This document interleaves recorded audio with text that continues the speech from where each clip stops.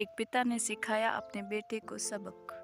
एक 80 वर्षीय व्यक्ति अपने 45 वर्षीय उच्च शिक्षित बेटे के साथ अपने घर में सोफे पर बैठा था। अचानक उनकी खिड़की पर एक कौवा आकर बैठ गया। पिता ने अपने बेटे से पूछा, ये क्या है?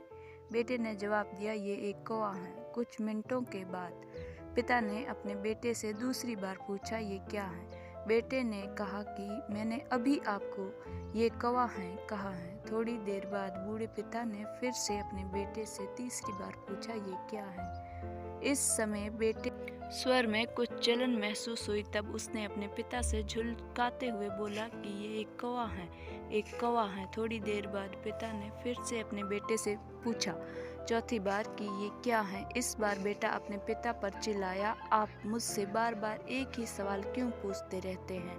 हालांकि मैंने आपको कई बार बता चुका हूँ कि ये एक कौवा है, आप इसे क्या समझ नहीं पा रहे हैं? थोड़ी देर बाद पिता अपने कमरे में गए और एक पुरानी डायरी लेकर वापस आए, जिसे उन्होंने अपने बेटे के जन्म के बाद से बनाए रखा था। एक पेज खोलने पर उन्होंने अपने बेटे को उस पेज को पढ़ने के लिए कहा। जब बेटे ने इसे पढ़ा तो निम्नलिखित शब्द डायरी में लिखे गए थे, आज मेरा छोटा बेटा मेरे साथ सोफे पर बैठा था जब खिड़की पर एक कौवा बैठा था। मेरे बेटे ने मुझसे 23 बार पूछा कि ये क्या है। मैंने उसे 23 बार जवाब दिया कि ये एक कौवा है।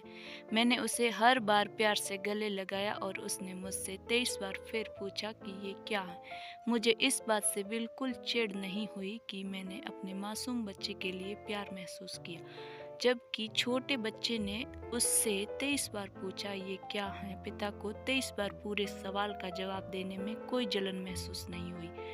और आज जब पिता ने अपने बेटे से सिर्फ 4 बार सवाल पूछा तो बेटे को चिढ़ और गुस्सा महसूस हुआ।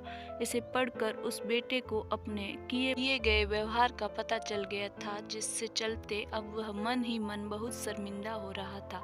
शायद उसे अपने पिता के प्रति व्यवहार का पता चल गया था। इसलिए यदि आपके माता पिता जब बूढ़ापे में होते हैं तो उन्हें ना ही पीछे छोड़े और ना ही उन्हें एक बोझ के रूप में देखें, बल्कि उनके साथ एक दयालु शब्द बोले, शांत और आज्ञाकारी, विनम्र और उनके प्रति दयालु बने, अपने माता पिता के प्रति विचारशील रहें। आज इस बात को कहे और मैं अपने माता पिता को हमेशा खुश देखना चाहता हूँ। जब से मैं छोटा बच्चा था उन्होंने मेरी देखभाल की, उन्होंने हमेशा मुझ पर अपने निस्वार्थ प्रेम का वर्षा की।